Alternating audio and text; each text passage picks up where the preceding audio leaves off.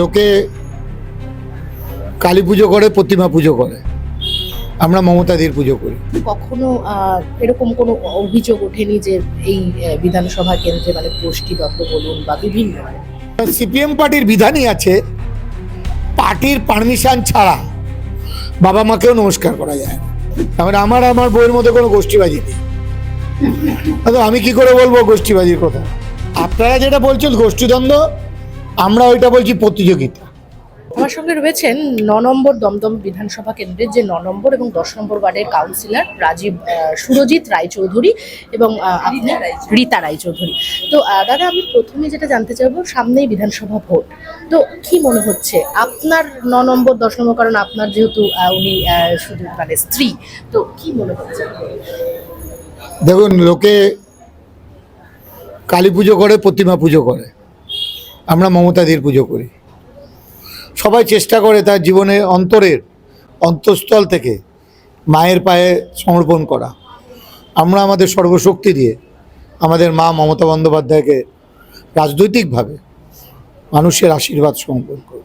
এবারে সিপিএম এর একদম ঘাঁটি ছিল দমদম, সেক্ষেত্রে আপনারা যখন থেকে এখানে মানে আপনাদের প্রতিষ্ঠিত হলো ২০১১ থেকে, তারপর থেকে কখনো এরকম কোনো অভিযোগ ওঠেনি যে এই বিধানসভা কেন্দ্রে মানে গোষ্ঠীদ্বন্দ্ব বলুন বা বিভিন্ন না, অ্যাকচুয়ালি আমাদের এলাকায় প্রয়াত সুভাষ চক্রবর্তীর বাড়ি, আমার বাড়ির ঠিক উল্টো দিকে। সুভাষ চক্রবর্তী মানেই জানেন একটা আবেগ আবেগ না, আবেগের না। সুভাষ চক্রবর্তী মানেই পাশাপাশি মোস্তানের কারখানার উনি ক্যাপ্টেন। তো তাদের বিরুদ্ধে আমাদের লড়তে গেলে আমরা মানুষকে একত্রিত করেছি। কিছুদিন আগে আমাদের ওয়ার্ডে দমদমের বিধানসভার সিপিএমের প্রার্থী মৌলিক বিশ্বাস এবং শতরূপ ঘোষ এসেছিলেন সূর্য সেননগর জ্যোতিনগরে। বললেন সুভাষ চক্রবর্তী এই অঞ্চলের বড় হয়েছেন, উনি নাকি এই অঞ্চলে অনেক কাজ করেছেন। আমার ওয়ার্ডেই সুভাষ চক্রবর্তীর বাড়ি, তার পৈতৃক বাড়ি। দমদমের সিপিএমের নেতাদের দিয়ে আমাদের পাড়ায় জিজ্ঞাসা করুন যে পাড়ার জন্য সুভাষ চৌধুরী পাড়া একটা ইট গেঁথেছে কিনা। কারণ সিপিএম পার্টির বিধানই আছে, পার্টির পারমিশন ছাড়া বাবা মাকেও নমস্কার করা যায় না।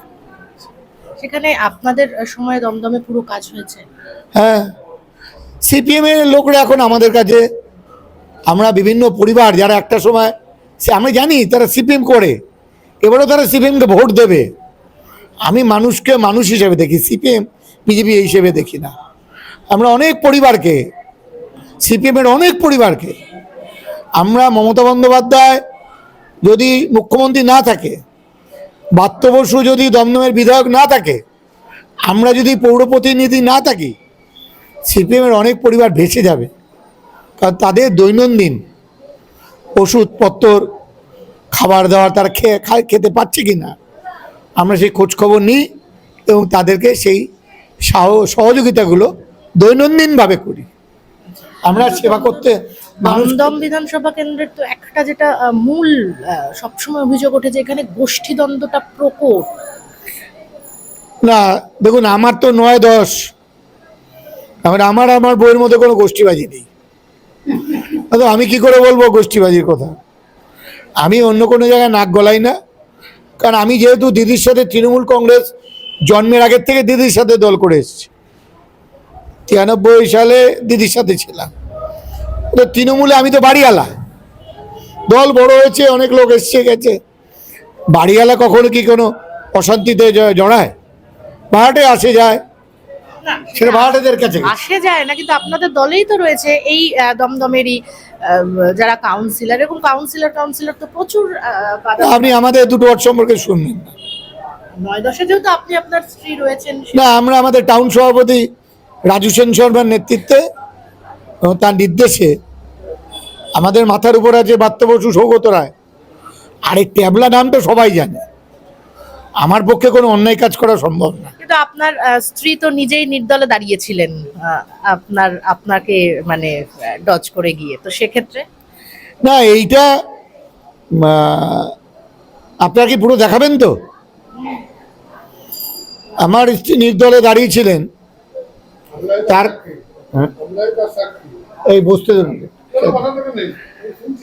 দেখুন, তৃণমূলের বিরুদ্ধে এই সময় নির্দলে কাউকে জেতানো মানুষের আশীর্বাদ ছাড়া হয় সম্ভব কখনো? কারণ ব্রাত্য বসু শিক্ষামন্ত্রী হিসেবে না পেয়েই তো বিক্ষুব্ধ না না না ছিলেন। বিক্ষুব্ধ না, আমাদের রীতা রায়চৌধুরীর নাম পশ্চিমবঙ্গের যে প্রার্থীপদ বেরিয়েছিল প্রথম তালিকা দ্বিতীয় তালিকাও ছিল। ব্রাত্য বসুকে টাইট দিতে হবে, অতএব ট্যাবলাকে টাইট দাও। এখন তারা ট্যাবলাকে টাইট দিতে দিতে নাট বল্টুই কেটে গেছে। দমদমের মানুষ তৃণমূল মানে আমাদের জানে, আমাদের কারণ আমরাই তো দল করতে যে সিপি মেরেতে মার খেয়েছি, অত্যাচার হয়েছে। তাহলে আমরা মানুষের কাছে গেলে মানুষ তো আমাদেরই ভালোবাসবে, আশীর্বাদ করবে।